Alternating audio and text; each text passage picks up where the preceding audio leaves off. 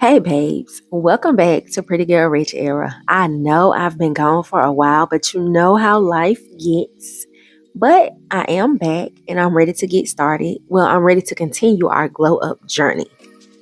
Okay, so let's be real for a sec. Money is a whole thing.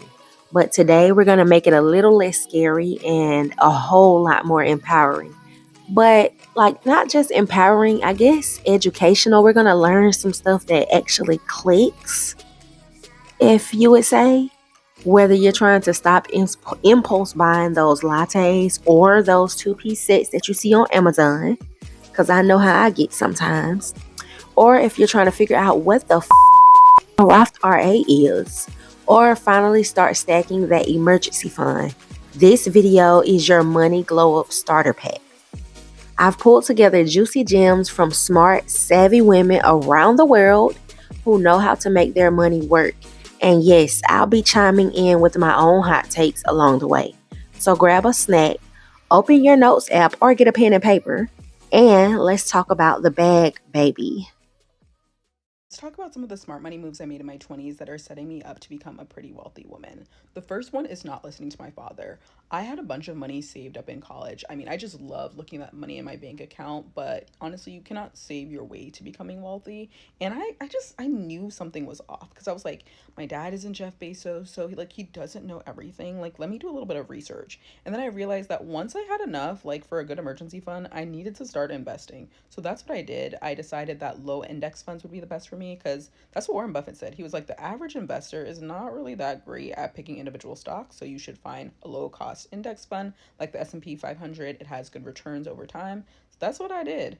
The second thing I did was when I graduated from college, I moved back home. I was like, I do not want to pay rent. Yes, I recognize that's a privilege, but it really helped me set a strong financial foundation. The third one is not dating people that were bad for my mental health. I'll go into detail in part two if you guys want that, but that is a big part. Finances are also lifestyle decisions. Let's talk about how I organize my money as a financially responsible 26-year-old. Now, I have 6 accounts that I hold my money in. 2 of them are the same. I have 2 checkings accounts. Now, we're going to start with that, okay? I have one with Chase and one with Capital One. I solely use checking accounts for the money that I need to pay bills and pay things that are in the next 2 weeks or a month or so. So I will never carry more than I need in a checking account. The second account that I have is a high yield savings account. Now, I hold different types of money here. So I will hold my emergency fund here. I have my fund for my future home, and then I also have my emergency fund for my pets. This is where I do hold all of that just because they do pay me back interest for the money that I keep in there. Interest that I'm getting right now is 5%, I believe, and I bank with CIT Bank. They are amazing. I do get a higher interest because I do have their platinum savings, and their platinum savings, I think you have to put more than 5,000 or 10,000 in there to be able to get the 5% interest. But if you don't have that much, don't worry, you still get a really good interest rate, and it's still a really good bank to bank with. So if you don't have a high yield savings account and you have money just sitting in a traditional savings account, please go and open a high yield savings account because you'll be getting paid passive income just by keeping your money in a savings account. Like, who doesn't want that? The third account that I have is a Roth IRA. Now, my Roth IRA is my priority when it comes to investing. I prioritize my Roth IRA over any other of my investment accounts, and I max it out every single year. This year, you're able to max it out to $7,000. I put a certain amount of money from my paycheck straight, like right when I get paid, it goes straight to my investment account, and I go in every Friday when I get paid and I invest it into something because I'm not going to miss out on those gains, and time is my friend. Okay, I'm young. Compound interest is amazing. So if you don't have a Roth IRA, it's not too late to open one up, reap the benefits. Okay, go open one, start investing, max it out if you can. If you can't, that's no problem, it's okay, but go open one. It'll be your best friend. Now, the fifth account that I have is my 401k. Now, my 401k I do have with my work. I've had that since March of last year, and it's actually done really good for me. In the beginning, I did invest about 16% of my paycheck, and then I went down to 8, and now I'm going back to 10. You can really see what percentage of your paycheck you want to invest. There's no percentage that you need to, although if your company does do a match, I would invest the match so that you can get the whole match. So for my company, they gave me a 4% match. So I make sure that I'm putting that 4% in so I can get that full percent back from them, which is great because it's actually a lot of money and it's free money. So again, who doesn't like free money? Please take advantage of 401ks if your company offers it. Like, it is just a must. It is a must. It's so funny because my coworker, we're gonna be working on his 401k when we go on our company trip, and I'm excited because I just love helping people succeed. If I can help people with opening up a 401k, I'm gonna do it. Okay, I'm gonna do it. Okay, last but not least is my brokerage. My brokerage is just, you know, my investing account. It's sitting there. I haven't really invested in it in a while. I'm focusing on paying off other things, just like a Roth IRA, just like a 401k, you invest in it. However, with your brokerage, when you take money out, you do get taxed on that money that you take out. I personally don't really invest in it unless I have extra money. So I do invest in it every now and then, but it's not something that I prioritize. That's probably my last priority. If you guys want to start somewhere, always start with the brokerage. That's what I started with. I did start off with my own brokerage account, and then my Roth IRA, and then my 401k, and then my HISA. You need to educate yourself. Financial literacy is going to be the best thing. Like, I love it. I can eat it up. I want to educate myself more and more every day. Those are the 6 accounts that I have that I use to organize my money. If you guys want a little breakdown on the accounts, just let me know and I'll be more than happy to do that. All those accounts, I do recommend having a checking account. Everyone's gonna have a HISA. I highly recommend you get a HISA, just as Roth IRA. If your company has a 401k, get it. If they have a match, remember to always be putting that match in. If you have a brokerage, if you want to invest in that, that is up to you. No, do not listen to what anyone has to say. You invest in what you want to. Just a little tip, if you're new, don't be investing in individual stocks, okay? Invest in index funds and ETFs. I personally like VOO. I invest more in VOO and BND, which are bonds, just to balance my thing out a little bit. That was it. I hope you guys enjoyed the video. Happy 4th of July, guys, and I'll talk to you guys later. Bye! Fast finance. 1. Rent hack. Never let rent take more than 30% of your income or you'll feel broke no matter how much money you make. 2. Credit card flow. Use your credit card only for expenses you already have the cash for. Bills, groceries, gas. Then pay it off before the statement close date so that you can build credit without paying interest. Rich people don't finance lifestyles, so if you have to finance luxuries, you can't afford them yet. 4. Pay yourself first. Before spending money on anything else, put money into savings and investments first. 5. The invisible money trick. Set auto transfers for a percentage of your paycheck to go into your savings.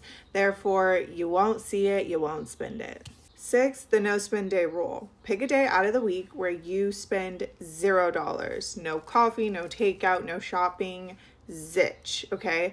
Small habits compound over time. 7. Cash flow over clout. The real flex is having passive income. 8. 100K is now the new 50K. Thanks to inflation, just because you make 6 figures doesn't mean you're rich. Invest and multiply your money. 9. Your first investment is you, okay?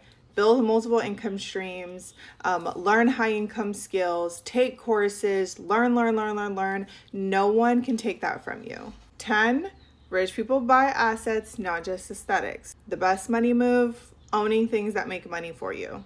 Get ready with me for date night, and I'll tell you 4 things I'm glad I learned in my early 20s. 1. Proximity equals power. I used to wonder why some people kept excelling while others stayed stuck until I realized that your environment dictates your success. When I was surrounded by people who were comfortable struggling, I found myself thinking small too. The biggest shift happened when I started surrounding myself with people who were already winning. If you're not intentional about who you're learning from, it's easy to stay stagnant without even realizing it. 2. Monetize or be monetized. Every day I see people taking jabs at influencers and creators. But while the people hating are scrolling for free, we're getting paid across every platform. Social media isn't just entertainment, it's an economic powerhouse. You don't have to be a creator to make money online. But in 2025, if you have knowledge or skills and you're not monetizing them, you're leaving money on the table. 3. The employee mindset will keep you stuck. For a lot of people, their first thought when they want to make more money is, I need a raise. But the reality is a job could fire you tomorrow and you'd be left with nothing. I realized early that my skills would always be my real security, and personal branding would always be my leverage. And that's when I started building multiple income streams, because the more dependent you are on a single paycheck is the less control you have over your your life. 4, financial literacy changes everything. The people who understand money control it, and the ones who don't, they keep working for those who do. Making money is one thing, but keeping it and multiplying it is another. Once I learned how credit worked, how to invest, and how to legally protect my money, everything shifted. The wealth gap isn't just about how much you make, it's about what you know. If you don't understand money, someone else will always profit off of your ignorance. This is your daily reminder that comfort is costly, but ignorance is even more expensive. Make the right moves now or spend years wishing you had. Stay healthy and wealthy. Here's a secret that rich people understand that if you ever want to get out of the struggle, you need to understand as well. It's actually not a secret. We're just not openly taught this. When you don't have money, you have to work for that money. When you do have money, you make it work for you. So how do you get from working just to make ends meet and pay your bills over to money is expanding and working for you? You probably don't want to hear this, but the answer is you're going to have to sacrifice, and we'll talk about what that looks like in a second. Here are the milestones you're going to have to meet to get to this other side, and this is the stuff that I'm teaching every single day on my channel because you can do this. First priority is saving up an emergency fund, $1,000 to $2,000 as a safety net, and then you go and you start paying off your high interest debt. All of your high interest debt needs to go. It's non-negotiable. Once you pay that off using an avalanche or snowball plan, you go back and you save your emergency fund to 3 to 6 months worth of expenses in a high yield savings account. Now that money's already going to be working for you, making free money in a high yield savings account, but we're going to take it a step further and start investing your money. I don't mean crypto or individual stocks. I mean things like index funds or ETFs. I have more content about that if you're interested. Now you may be thinking, I don't have enough money to save. I can barely pay my bills. This is where sacrifice comes into play. You want to hit these milestones by any means necessary. That means you might have to get side jobs temporarily. You might have to invest your time to learn new skills that can bring you more money. You have to learn how to say no to friends and family who don't know what your financial goals are. You have to let go of your image, okay? So quit trying to buy the newest phone, the newest car, the biggest car you can afford, the biggest house you can afford. Is it fair that sometimes people have to work 2, 3, 4 jobs just to make ends meet plus try to hit their goals? No, not really. But you can either focus on that and stay stuck, or you can focus on trying to hit these goals and get yourself into a better situation. Working multiple jobs does not have to be forever, but guess what? Like I said, by any means necessary, you need to hit these goals. So if it takes you a couple years of working side jobs and working a lot of hours to finally get to a place of financial freedom, it is worth it, trust me. You're also going to have to do some mindset work because mindset is absolutely everything. Mindset alone, just sitting there thinking about positive things, doesn't get you rich, no, but mindset opens up opportunities that you can't even imagine. When you do a lot of mindset work, you let go of limiting beliefs, you get out of the victim mentality, you start to realize that you are actually in control of your life and you can make anything happen for yourself that you want to.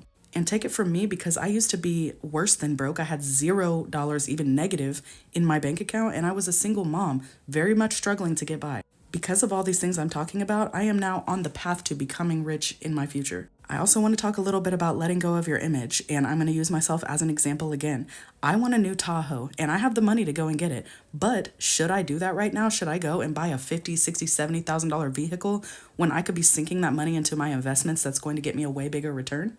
I have goals and I'm going to hit them by any means necessary. And for me, that looks like me continuing to drive around my paid off minivan because it has no payment. I send that money straight to investments and that money is growing me money while I sleep. Everybody's goals are different. Everybody's threshold for going aggressively at their goals is different. So you have to decide, what does that look like for you? For me, that looks like being content with the material things that I have right now, being content with not getting my nails done every 2 weeks. I do them at home now. And guess what? I don't restrict myself down to the bare bones minimum. I let myself have fun with my money and I still am able to hit my goals. That's because I did a lot of sacrifice up until this point to get to where I am right now. And I'm no different than you are. I promise you. Go look at my story on my page, my journey. It's pinned at the top of my page and you will see what my journey has looked like. I've worked 14-hour days. I've worked multiple jobs at a time. I've invested thousands of dollars to learn new skills. I've done it all. I promise this is possible for you too. You just need to have some mindset shifts and you need to understand that the main goal is making your money work for you. That's the goal by any means necessary, and that is why I'm on TikTok teaching the things that I teach, because this is possible for anybody. So commit to yourself. You're going to do one thing today to get you closer to your goals, whether that is sitting down and making a plan, or you can go to my bio and get my free Money Mastery Basics guide. That will get you started. Just do something that's going to bring you closer. You got this, friend. Women and money. Can you talk a little bit about that? So when I was feeling inferior on money. I was like, well, I never went to college. What do I need to know? He's like, Elena, money is simple. There's only 3 things you need to know about money. 1, you got to learn how to earn it. 2, you got to know how to store it, which is different from save it. 2, you store it until you have enough to put into number 3, which is most people don't know how to do, which is to put it into an income producing asset. How do you make your money make babies? How do you make it grow? So earn it, store it, and multiply it. And the multiplying it is by investing it into an income producing asset. So it doesn't depend on my work. That's the only way to go to wealth. You don't earn your way to wealth Or save your way. or save your way. How do you stay financially responsible as a girl who loves shopping, loves luxury, loves traveling, loves eating out, loves experiences, and just loves spending money? I'm gonna give you some of my best tips as someone who used to spend down to the bone and now keeps an emergency fund, money invested in Roth IRAs, CDs, and still will spend $5,000 on a trip. And this video is not about making more money because more never matters if you keep losing it. So I'm gonna give you a couple of my best tips. The first thing I do is use a budgeting app. I use YNAB, and I've talked about this so many times. It's literally the best budgeting app out there if you ask me. It lets you create a category for every single thing in your life. So I have a travel category, I have an investing category, I have a shopping category for groceries, I have a category for gas, my car note, everything. And every time I get money, I can put money into each bucket, let it add up, and use it. For example, I'm saving for a trip that's gonna cost me $8,000 or $9,000. But best believe I'll have the money in time because I'm putting money into that basket every single month. And I know exactly how much I need to get there. When you can allow yourself the time and space to save up for something, you don't have to feel guilty when it's time to spend it because you already allotted the money for it and you already have all of your other bills taken care of. These categories just help you to budget correctly because trust me, when you have specific banks for everything, you don't end up overspending in one category and then underspending in another and not having enough. It lets you prioritize things. I actually quit my corporate job a couple months ago. I make money doing content, but I'm nowhere near at the level of making a consistent income. So when you say, oh, I wish I could afford to take a weekend getaway, you can, you just haven't prioritized it yet. And that's what these budgeting apps help you do. A second thing I do is I keep my fixed expenses low. For example, my car note. My car note is a little under $400. That's unheard of today for anybody who's getting a new car. And guess what? I'm riding my Jeep till her wheels fall off. I used to be that person who was leasing new cars every 2 years because I wanted to switch it up. I wanted a new car. I feel like I used to really care about the status of having a new car. And each time I got a new car, I would get a more expensive one. And it wasn't too long ago that I was like, okay, I want to get a Tesla next. I didn't get the Tesla. Actually, instead of trying to increase my expenses, I decided to buy my car, keep the car note, because I realized having a luxury car is not a priority to me. I will spend $5,000 on a trip before I spend $5,000 on a down payment for a new car. Don't care. What I care about are experiences. So with that, I keep a lot of my fixed expenses very low, and I'm going to continue to do that. We get caught in this cycle of, okay, I'm making more money, let me spend more, and then we just end up still in lack. No. Make more and keep your fixed expenses as low as you can. And that's where financial freedom starts coming in. My third tip would be, and this is for the shopaholics, my girls who love to shop. I feel you. I love shopping and I used to shop all the time. But now I made a rule for myself where I only shop if it's for a special event or if I'm going on a trip. So like I'll shop either for the trip or while I'm on the trip, but there's no random shopping on a random Tuesday while I'm in my bed with nowhere to go. No, we're not doing that. See, this way I still get to have that high that comes from shopping when I'm excited and planning for a trip or event, making sure I look like a baddie. It's also just that much more fun and exciting when I have waited to do it specifically for something special. See what I'm saying? So these are 3 things that just kind of allow me to have the best of both worlds, which is financial security and just being a girl who likes things. Bye. And as promised, here is my commentary as someone who has just really been broke a lot and trying to do this and that, and it just really doesn't work. It doesn't work. So here's my advice. Get a job and actually keep it. Listen, I know social media will have you thinking that quitting your job on a random Tuesday is some kind of self-care. But baby, that's how you end up broke, stressed, and Googling how to make $5,000 overnight at 3 a.m. If you can, find a job that offers benefits, hello 401k match, and stick with it long enough to actually see the rewards. We're not 19 anymore. We've got real goals now, and stability is sexy as fuck. Don't fumble the bag just because you're bored. Do what's boring. Yep, I said it. The glow up isn't always glamorous. Read the books, take the courses, listen to the audiobooks while you do your skincare. Learn from people who are actually doing what you want to do. And here's the key: apply what you learn. Investing might not give you that instant dopamine hit, that instant gratification that we all sometimes look for, but future you will thank you. Just because it's not exciting doesn't mean it's not necessary. And I'm not a financial advisor of any kind, but looking at all the billionaires and millionaires and just well off wealthy people, stocks and real estate is the way to go. So that's definitely what you need to be educating yourself on with the books and the courses. Three, figure out your finances. If your money is playing hide and seek every month, it's time to stop playing. Track your spending, build a budget that makes sense for you. A budget doesn't mean no fun, it just means no surprises. You'll feel way better knowing exactly what you can spend, and you'll stop being scared to open your banking app like it's a haunted house. Number four, watch your money like it owes you rent, boo. Check your bank account. Check your investment accounts. Make it a habit before bed or first thing in the morning while you sip your coffee, like the financially responsible queen you're becoming. If your money is out here working for you, the least you can do is keep an eye on it. Don't just set it and forget it. Set it and supervise it like you got to be the manager. If your money is working for you, you are managing it. Okay? One more thing before I go. Don't forget to grab your 30-day glow up journal planner in the comments. It's already spring. Let's get it together before summer because we definitely want to be having fun this year. I don't care if it's not as major as you see the people on Instagram having fun, but you definitely got to get outside. You got to get outside. And stay tuned for my next video because this is going to help you be confident this summer getting outside. All right, babe, that's the tea. Whether you're just getting started or deep in your money bag era, remember, financial freedom isn't a one time thing, it's a lifestyle. A little discipline, a little education, and a whole lot of checking your account regularly will take you so far.